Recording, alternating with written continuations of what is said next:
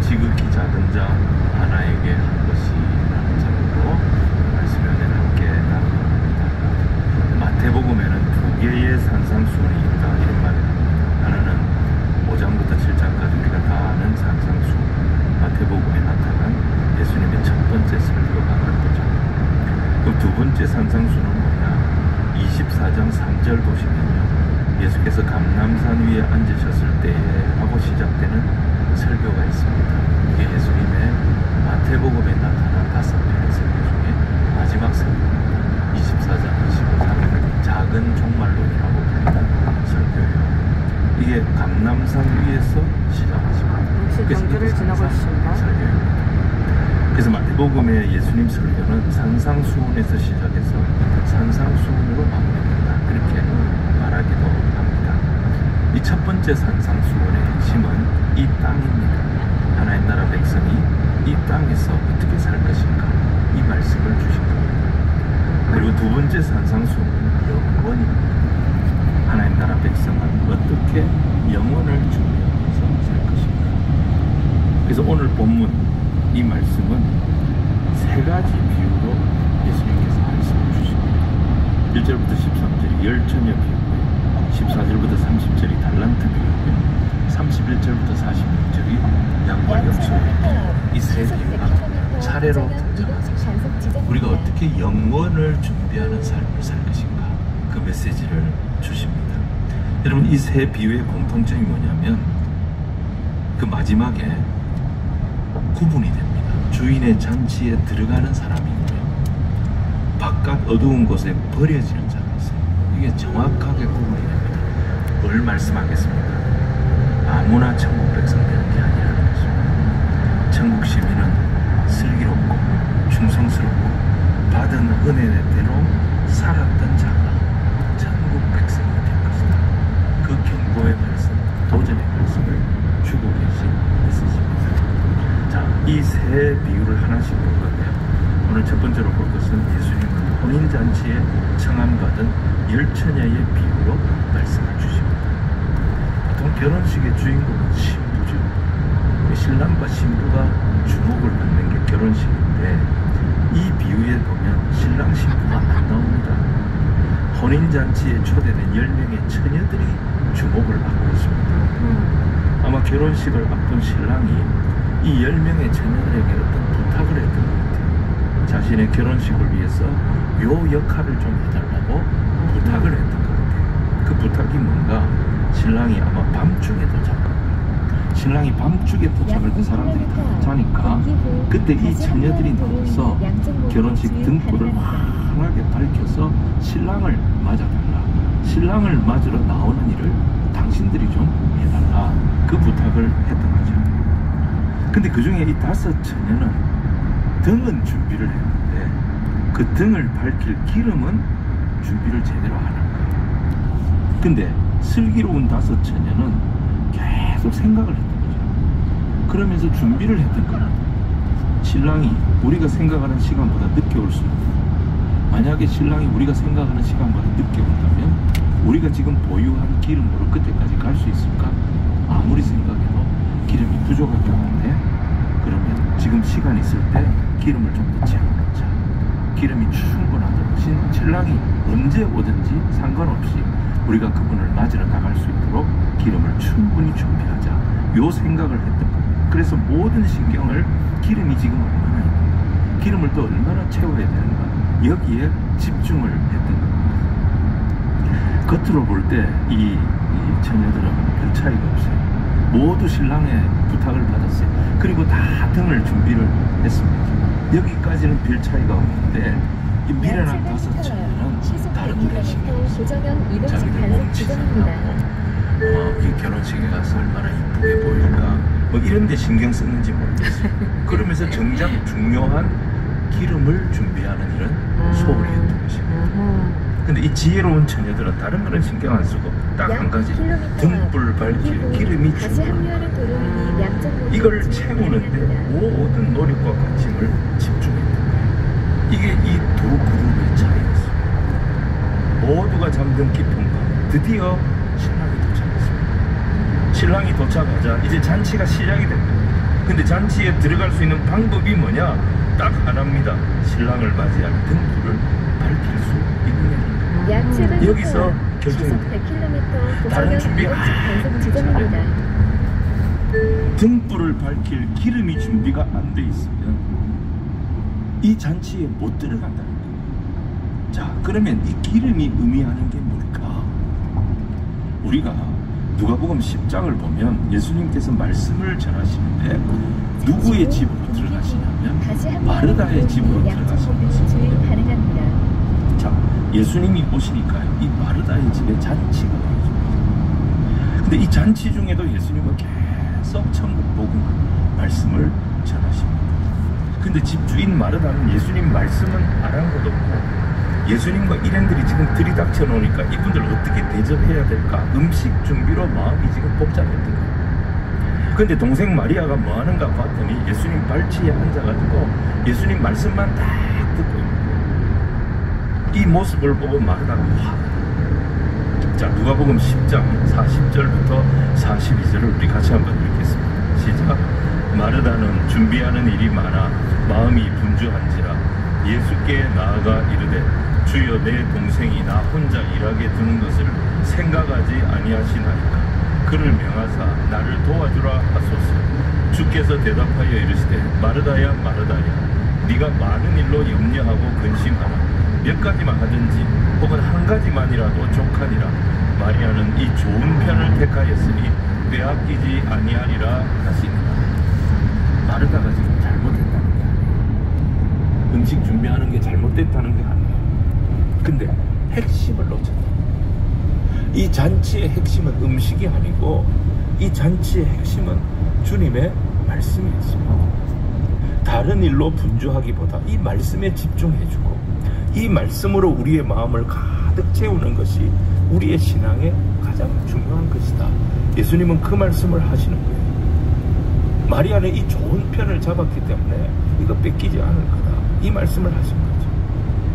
또 한 가지가 뭐냐? 마가복음 8장입니다. 마가복음 8장에 보면 예수님께서 제자들과 함께 배를 타고 갈릴리 바다를 건너가십니다.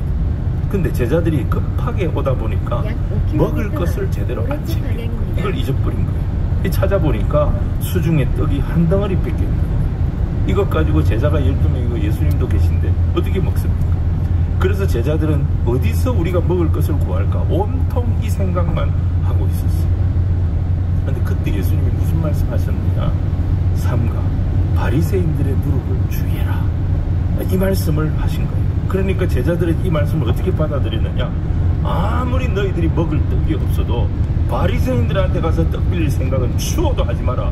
이런 의미로 받아들여요. 다 자기 생각대로 은혜를 받는 거예요. 근데 예수님이 삼가라고 하신 누룩은 먹는 떡에 들어가는 누룩이 아니었습니다.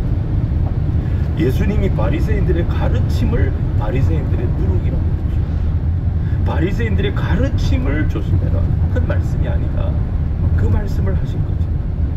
여러분 종합해 보면 예수님의 관심은 어디에 있느냐? 누룩에 있지 않습니다. 예수님의 관심은 어디에 있느냐? 잔치집에 무슨 음식이 나오느냐에 있지 않았습니다. 예수님의 관심은 항상 하나님의 말씀, 천국 복음에 있었던 것입니다. 오늘 비유도 마찬가지예요. 등이 중요한 게 아니에요. 등은 신앙의 형식을, 약 2km 예수님은 믿는 형식만 가지고는 천국에 못 들어가고 반드시 뭐가 있어야 되느냐? 그 믿음의 내용이 있어야 된다는 것을 강조하신 것입니다. 그 내용이 바로 기름인 거죠. 그 기름이 뭘까요? 참기름도 아니고 들기름도 아니고 1차적으로는 예수님께서 가르쳐 주신 천국 복음, 하나님의 말씀을 말하는 거예요. 하나님의 말씀. 그리고 그 말씀의 진액 속에서 역사하는, 그 말씀 가운데서 역사하는 약 성령의 1km 충만. 상중 이것이 오른쪽 방향입니다. 분홍색 유도선을 이걸 따라 잘 주행하세요. 준비하는 성도, 이걸 잘 준비하며 살아가는 성도가 어떤 성도냐? 슬기로운 성도라는 것입니다. 그렇게 되면 내 심령이 잠시 후 단단해져. 오른쪽 방향입니다. 교회도 은혜가 충만할 거다. 늘 기쁨이 넘치고 감사가 넘치게 됩니다. 병마가 있고 어려움은 찾아오지만 이 모든 모든 것을 뛰어넘는 변화와 도전과 하나님이 주시는 은혜가 충만하게 되는 것입니다. 그래서 지금은 이 기름을 준비해야 할 때라는 것입니다. 믿는 사람이 세상 재미에 빠져있고 세상 성공에 빠져있고 물질 욕심에 가득 차 있으면 우리는 등불을 가지고 있어도 그 등불이 아무리 이쁜 등불이면 뭐합니까? 그 등불이 아무리 웅장한 등불이면 뭐합니까? 그 등불에 불을 밝힐 기름이 없는데 곧 꺼져버리는 거예요. 세상이 깊은 밤이라고 해서 우리도 같이 졸고 있으면 안 됩니다. 우리도 같이 자고 있으면 안 됩니다. 깨어야 합니다. 등불을 밝힐 기름을 준비해야 하는 것입니다. 지금 우리의 심령을 하나님의 말씀으로 채우고 지금 우리의 심령을 은혜로 채워야 지금 it's now. 그러면 아무리 환란이 오고 아무리 문제가 와도 걱정할 게 없어요. 이미 우리는 혼인잔치에 초대받았고 신랑을 맞을 등불을 환히 태울 수 있는 기름을 준비했기 때문인 것입니다. 아멘. 세상이 아무리 분주해도 믿는 자들은 요동할 이유가 없습니다. 말씀으로 충만하고 성령으로 충만하고 여기에 소망을 두고 살면 주님 언제든지 천국 문 활짝 약 700m 하나님의 백성들, 주의 자녀들 하나님의 큰 은혜의 보금자리로 인도하여 주실 것입니다. 오늘 두 번째는요 14절부터 30절 말씀인데 그 내용은 달란트 비유예요. 예수님이 이 세상에 천국을 가져오셨지만 직접 천국을 공급하시진 않습니다. 말씀 보니까 자기 종들에게 천국 복음을 맡겨서 공급하게 하신 거예요. 그래서 예수님은 종들에게 자기 재산을 다 맡기고 먼 외국으로 간 주인의 비유를 들어서 말씀을 주고 계신 거예요. 자, 이 주인은 자기 종들에게 달란트를 맡기고 5달란트를 맡기고 2달란트를 맡기고요. 또 1달란트를 맡겼습니다. 여기서 우리가 이 1달란트가 얼마나 큰 돈인가 이걸 알아야 합니다. 여러분 금 1달란트의 무게가 금 34kg입니다. 1달란트. 그러니까 오늘날 시세로 제가 어제 네이버로 다 들어가서 확인해 보니까요 34억 정도 됩니다.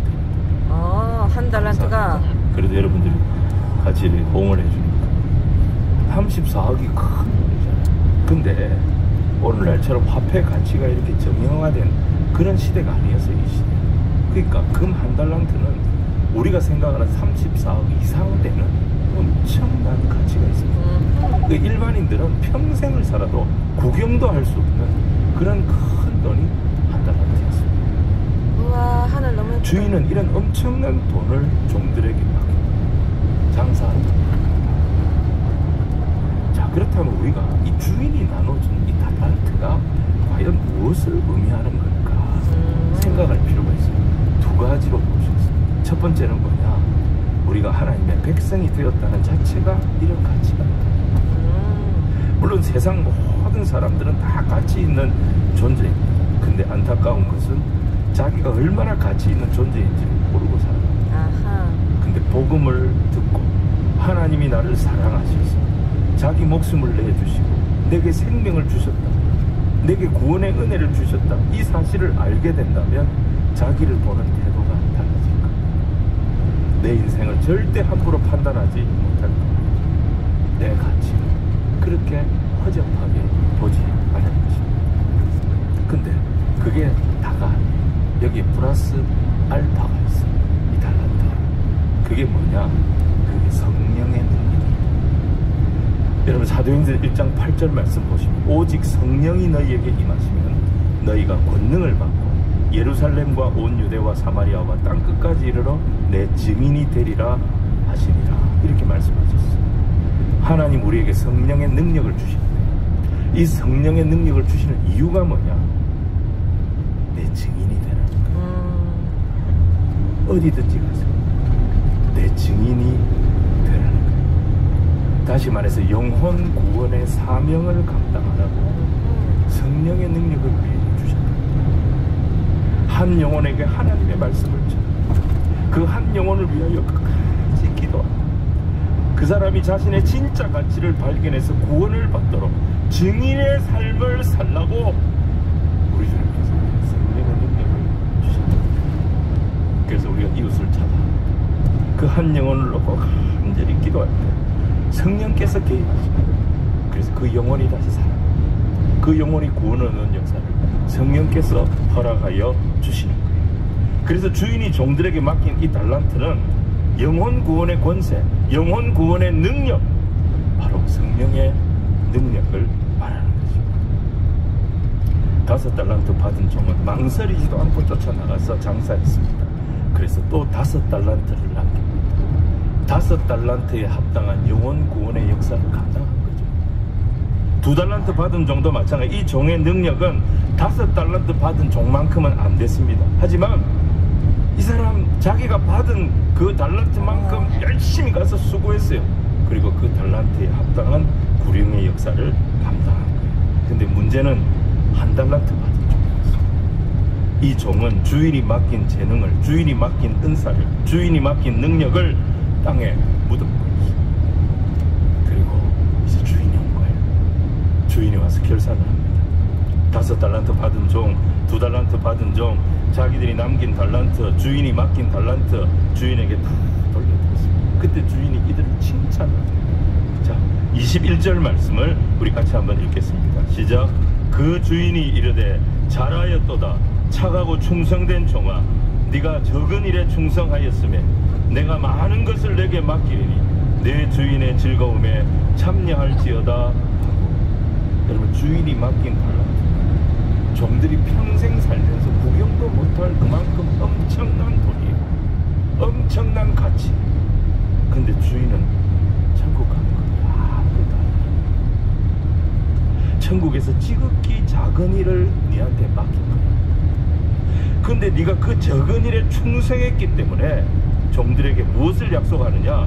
이 세상에 없는 영원한 천국의 그 영광을, 그 기쁨을, 그리고 영원한 주인의 즐거움에 참여하는 이 명예를 누리도록 해주겠다. 문제는 1달란트. 이 사람은 삐딱한 사람. 주인을 원망하는 것부터. 자, 24절 25절 우리 같이 읽겠습니다. 시작. 1달란트 받았던 자는 와서 이르되 주인이여, 당신은 굳은 사람이라 심지 않은 데서 거두고 해치지 않은 데서 모으는 줄을 내가 알았으므로 두려워하여 나가서 당신의 달란트를 땅에 감추어 두었었나이다. 보소서, 당신의 것을 가지셨나이다. 이 종은 주인이 두려웠어요. 주인이 두려운 이유가 뭐겠습니까? 주인이 생각하는, 주인이 원하는 이익을 자기가 남길 자신이 없었다. 주인하고 계산할 때 주인이 원하는 만큼 자기가 역할을 할 자신이 없었다. 그래서 땅입니다. 또 하나는 뭐냐? 아무리 고생해도 이건 다 주인 좋은 일 시키는 거야. 내한테 돌아올 게 없다는 거예요. 이 주인을 위해서 내가 왜 그 고생을 해야 되나? 일해주는 게 싫었던 거예요. 자, 그러면 이 종은 주인이 오기까지 뭘 했을까요? 먼저는 주인은 원망했겠죠. 자기가 일하지 않는 이유를 주인에게서 자꾸 변명을 찾고 주인을 불평했겠죠. 그러고 뭐래요? 자기 멋대로 살았죠. 자기 인기를 위해서 살았고, 자기 성공을 위해서 살았고, 자기 재미를 위해서 살았던 거예요. 세상에서는 이게 문제될 거 하나도 없습니다. 자기가 자기 영광을 위해서 살고, 자기가 자기 즐거움을 위해서 사는데 누가 뭐라고 하느냐. 근데 마지막 때 주인의 평가는 세상의 평가하고 다르더라는 것입니다. 네가 나를 그렇게 생각해? 네가 나를 굳은 사람으로 생각해? 네가 나를 악한 사람으로 생각해? 구름 밑에 산. 그래서 내가 맡긴 그 귀한 것을 땅에다가 구름 밑에 산. 눈 아냐? 야, 네 생각이 그랬다면 눈 맞나? 차라리 취리하는 자들에게 그걸 맡겨가지고 내 원금과 이자를 내가 받을 수 있도록 할 거 아니냐. 이게 무슨 말입니까? 능력 있는 다른 사람에게, 기회를 기다리는 다른 사람에게 맡겨가지고 그 사람이 다른 영혼을, 한 영혼이라도 구원할 수 있도록 그렇게 하는 것이 맞지 않았겠냐. 주인은 이 책망을 하는 것입니다. 사랑하는 성도 여러분, 예수님은 우리에게 천하보다 귀한 평생을 주셨습니다. 우리에게 건강을 주셨고요, 우리에게 생명을 주셨고요, 우리에게 천국 복음을 주셨고요, 우리에게 교회를 맡기셨습니다. 그렇다면 그 은혜를 기억하고 그 은혜를 생각한다면 한 영혼이라도 이 존귀하신 그리스도께 인도하려고 하는 열심을 우리가 품어야 하는 것이 맞지 않느냐는 것입니다. 근데 어떤 사람은 주신 재능, 주신 능력, 주신 기회를 땅에 다 묻어놓고 오직 자기 관심사에만 하지마 아롱이 하지마. 열중하는 거예요. 하지마. 물론 세상에서 그 사람 그렇게 산다고 뭐라 할 사람 아무도 없습니다. 세상 사람들이 다 그렇게 살기 때문에. 근데 주님은 그 인생을 향하여 마지막 계산하시면서 책망하십니다. 너는 내가 너에게 맡긴 그 귀한 인생, 그 귀한 시간, 그 귀한 능력을 허비했구나, 낭비했구나, 이렇게 책망하실 거라는 겁니다. 여러분, 우리 교회에 화요 전도팀이 있습니다. 그렇죠? 우리 교회에 주일 전도팀이 있습니다. 지금은 방황이지만 참 이 화요 전도팀, 주일 전도팀은 모임 갖고 나서 전도지 들고 다 구석구석에 가서 길거리에서 어느 장소에서 복음을 전합니다. 근데 대부분이 보면 연세가 많으신 어르신들이 이걸 하세요. 연세도 많이 드시고 힘드실 것 같아서 이제 그만하시죠, 이렇게 말씀을 드리면 그분들이 뭐라고 하느냐, 이런 말씀을 들었습니다. 내가 주님 앞에 갔을 때 주님은 나를 구원하시려고 십자가를 지셨는데, 거기서 살찌고 피 흘려서 내게 구원을 주셨는데, 나는 그 은혜를 입고도 주님 앞에 갔을 때 주님, 나는 평생 애 키우다 왔습니다. 애들 뒷바라지만 하다가 주님 앞에 왔습니다. 그 말씀 드리기가 너무 미안하고 죄송해서 전도하러 갑니다. 여러분, 이 달란트 비유의 핵심은 충성이거든요. 열처녀 비유의 핵심은 슬기예요, 지혜예요. 뭐가 지혜고 뭐가 충성이냐. 여러분, 이 충성은 강요한다고 되는 게 아닙니다. 그건 성도의 삶도 아닙니다. 나를 충성되이, 사도 바울이 말하고 있습니다. 나를 충성되이 여겨 직분을 맡기시다. 나 같은 자를 사랑하시고 나 같은 자를 구원하시고 나 같은 자에게 직분을 맡겨주신 그 주님의 은혜에 감사해서 내가 충성한다, 내가 결심한다.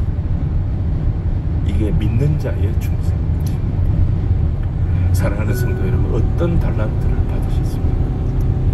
그 달란트 지금 어디에 쓰고 계십니까? 혹시 땅에 다 묻어놓고 내 즐거움, 내 재미에만 빠져있지는 않습니다. 주님의 기쁨을 위해 주신 달란트까지 한 영혼이라도 그리스도께로 인도하는 일에 사용하셨습니다. 주님과 함께 이 즐거움의 자리, 영원한 영광의 자리에 기쁨으로 참여하는 우리 성도들 다 되시길 주님 이름으로 축원을 드립니다. 오늘 마지막 세 번째는 가장 중요한 진리입니다. 이게 마지막에 나오는데 양과 염소의 비유로 말씀하십니다. 31절을 보시면요, 예수님 마지막 날에 천사들과 함께 이 세상에 다시 오셔서 영광의 보좌에 앉으실 것이다, 이 말씀을 하십니다. 그때 예수님이 무슨 일을 하시느냐, 온 세상 모든 민족들을 예수님 앞에 모으신다. 그리고 모으신 후에는 목자가 마치 양과 염소를 딱 구분하듯이 모인 우리를 정확하게 구분하신다. 오른쪽은 양의 모양, 왼쪽은 염소의 모양. 근데 임금이 오른쪽에 있는 양들에게 이렇게 말합니다. 34절 우리 같이 읽겠습니다. 시작.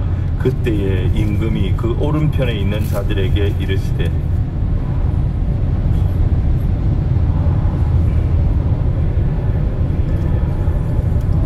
너희는 하나님께 복받을 자들이라. 창세로부터 준비된 천국의 복을 상속할 자들이라. 엄청난 축복을 선언하시는 거예요. 그래서 이 양들이 어리둥절해가지고 정신을 못 차려. 우리가 뭘 했다고 이런 칭찬을 받지?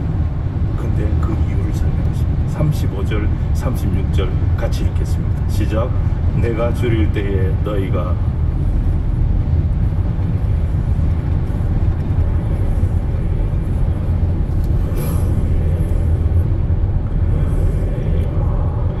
옥에 갇혔을 때 와서 보았느니라.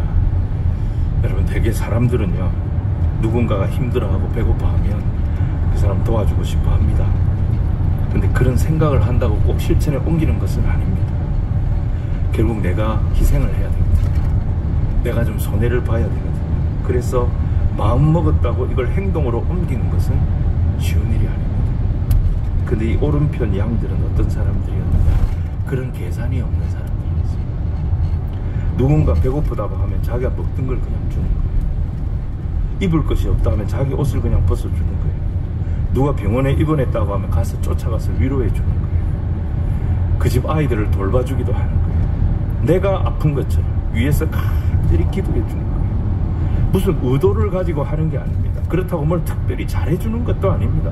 그냥 형편되는 대로 봐주는 거예요. 챙겨주는 거예요. 마음이 쓰여서 그냥 돌보아 주는 거예요. 이 사람들은 무엇을 복잡하게 계산을 하고 생각을 해서 하는 사람들이 아닙니다. 전우다. 그냥 주님이 주시는 마음의 감동대로 순종합니다. 원래 성경 말씀 들으면 잠 온다. 지나놓고 나면 다 잊어버려요. 기억도 못하고 다 지나가. 자기가 기억 못하는 이걸 누가 기억하시느냐? 주님이 다 기억하시는 거예요. 아멘. 또 주님이 기억하시는 것에는 특별한 이유가 있대요. 40절 말씀을 우리 같이 한번 읽겠습니다. 시작.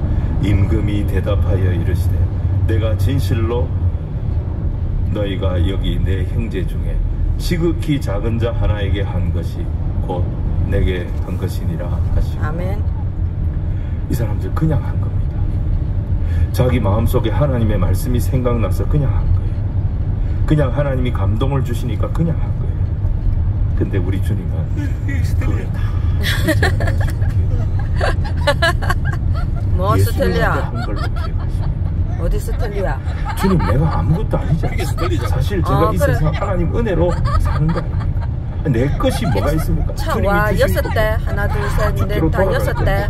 다 하나님이 6대 주신 이송하네.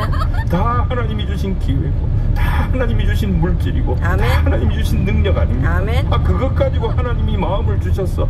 하나님께서 제게 말씀을 주셨어. 제가 그 말씀에 그 마음에 순종한 것 뿐입니다. 근데 주님은 그렇게 말씀 안 합니다. 너무 고맙다고 하십니다. 네가 너무 고맙다고 하십니다. 내가 너를 못 잊는다고 말씀하십니다. 왜? 그 지극히 작은 자, 변변치 못한 자, 아무것도 아닌 선행이, 근데 이걸 예수님은 나에게 한 것으로 받으시고 기억해 주신다는 겁니다. 물론 우리는 세상의 모든 배고픈 자들을 다 도울 수는 없습니다. 모든 헐벗은 자들을 다 책임질 수도 없습니다. 근데 주님이 내 마음에 감동을 주실 때가 있어요. 그때 어떻게 하면 됩니까? 그냥 하면 되는 거예요. 그냥 하면 돼. 오케이. 믿음은 하나님이 주시는 감동을 복잡하게 생각 안 하는 게 믿음입니다. 그냥 행동으로 옮겨 뿌리는 게 믿음입니다. 라합은 자기 집으로 쫓겨온 정탐꾼들 아무 생각 없이 계산 없이 그냥 숨겨져 버렸어요. 그랬더니 나중에 이 사람들이 자기와 자기의 가족을 살리는 사람들이 됐어요. 창세기 18장에 아브라함은 부지 중에 천사를 대접합니다. 그냥 아무 생각 없이 뜨거운 대낮에 광야를 걷는 사람들, 이 사람들이 너무 안쓰러워가지고 들어오라 한 거예요. 그래서 발 닦아주고 먹을 거 준 거예요. 그냥 대접한 거예요. 근데 나중에 이들을 통해서 이삭이 태어난 것이다. 이 엄청난 약속을 받은 축복을 경험합니다. 이걸 기대하고 섬긴 게 아니에요. 자기가 살 것을 기대하고 베스트 숨겨준 게 드라이버. 아니에요. 아빠는 베스트 단순하게 드라이브. 섬긴 거예요. 그냥 아무 생각 없이 한 거예요. 그래서 믿음의 사람은 단순해야 됩니다.